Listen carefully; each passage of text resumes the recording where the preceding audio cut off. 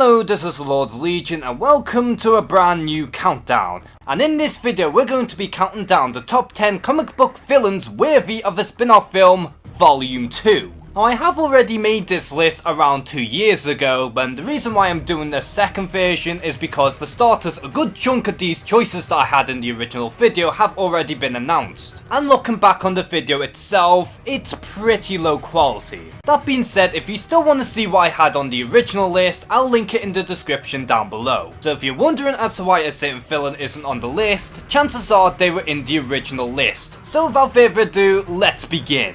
So kicking off the list at number 10, we have the Rogues. Now some people may think that if the Sinister Six can't work, then neither should the Rogues. However, unlike the Sinister Six, who are purely motivated in killing Spider-Man, the Rogues themselves aren't necessarily hell-bent in killing the Flash either. And when you have a group of supervillains who are almost C-listers with the exception of Captain Cold, I can totally see them bouncing off with one another. Because unlike most supervillain teams, the Rogues don't see themselves as teammates but rather friends. And unlike most supervillains in general, the Rogues themselves, for the most part at least, only really do petty crimes. And so I feel like that if they were to do a heist film featuring the Rogues, then I can actually see that work. Or if they really want to bring in a villain for the Rogues to face off against, they can totally use the Reverse Flash and have the Rogues want revenge on Reverse Flash for manipulating them for his own personal gain. But either storyline does work for the Rogues in my eyes. Coming in at number 9, we have the Hood. Now the Hood is by far the most obscure choice on this list, but that's not to say that he's the least interesting either. As Parker Robbins is just an ordinary guy who killed a demon that was wearing a red hood. And upon wearing the hood that he obtained, Parker Robbins was granted mystical abilities in which they are actually linked to Dormammu. Now with the Hood, I can see this film going in two ways. The first more likely option is of course seeing his upbringing as well as seeing the Hood reach his way to the top of crime, and in essence becoming the new Kingpin. Or the second option is having the Hood obtaining the demonic abilities while struggling to maintain control under the influence of Dormammu. Or hell, both story elements can actually work together. And yeah, the Hood is a very underrated supervillain, but given his interesting origin story as well as some of the elements you can play with this character, I feel like that they could actually make something really interesting with this villain. Coming in at number 8, we have Black Manta. Now in recent memory, Black Manta has really grown in popularity, and despite the multiple origin stories that this character has gained over the years, he is still very interesting as a character. But a common element when it comes down to Black Manta is of course his hatred for Aquaman as well as his close relationship with his very own father. And so it would be cool to see an origin story featuring Black Manta as well as his father, and then once Aquaman kills his father, we can get to see Black Manta emerge from the dark side, and ultimately see this villain in becoming one of the most dangerous mercenaries in the DC universe. And given how Black Manta doesn't have a concrete origin story to my knowledge, you could totally play around with his backstory and make something meaningful. And so that way we can get to see where Black Manta is coming from.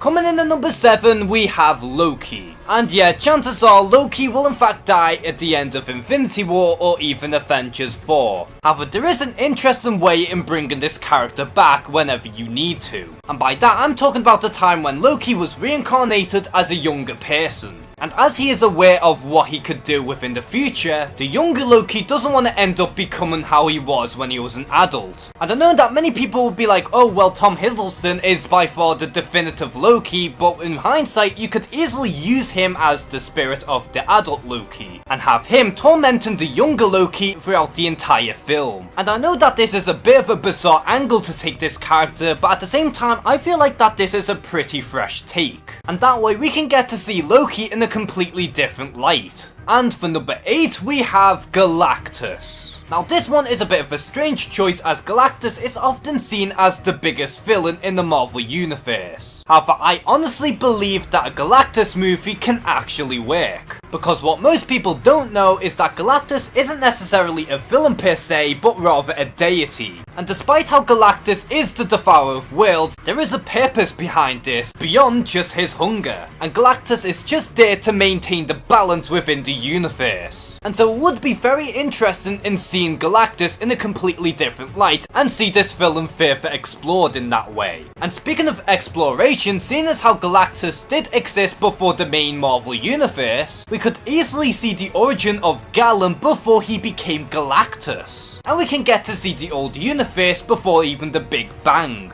So for our number 5, we have Carnage. Now this could be just me in that I'm just a major Carnage fan, but when you really think about it, Carnage does have the potential in holding his very own solo movie. Because when you really look into his origin story, there's quite a lot of layers behind it outside of just, well, he's a psychopath. But ultimately, he was just kinda pushed to the dark side to the point where there was just no return for him. Hell, we could even explore the mind of Cletus Cassidy and how his insanity overshadows his morality. And Carnage's origin story is so dark, twisted and disturbing that it could really work as its own film. And at the same time, it would feel like a completely different comic book film. And to me, a Carnage origin story is completely compelling to me. Coming in at number 4, we have Lobo. And sure, it is debatable that Lobo is more of an anti-hero if anything else, but for the most part, he is often seen as a villain most times out of 10. And as much as the argument has been overused at this point, if a Deadpool movie can work, then there's no reason why a Lobo film can't. Because Lobo is more or less Deadpool but just in space, as well as being debatably more irredeemable. And I've heard recently that a Lobo film has been scrapped from the DC slate, but I feel like that is a major mistake on their part. Because Lobo has what most other films from the DC universe lack. That of course I'm referring to his crude nature. And at this point a Lobo film is way overdue. And given the rise of supervillain movies as well as rated R superhero movies, at this point this is the perfect time in bringing Lobo onto the big screen. And coming in the 3rd place we have Lex Luthor. Now unless Jesse Eisenberg doesn't become a better Lex Luthor, then this film is better off as a standalone film. And by that I mean completely separate from the current DC film universe. And the reason why I believe that a Lex Luthor film could work is because there's so much you can tell from this villain. For starters, you can start on his origin story, in which most of the comics don't really touch upon, or maybe we can see Lex Luthor using his cunning mind and gradually see Lex Luthor obtaining the position that he is most known for. Or hell, if you want to go crazy, why not have Lex Luthor in trying to run for president, or even have Lex Luthor in trying to seek redemption.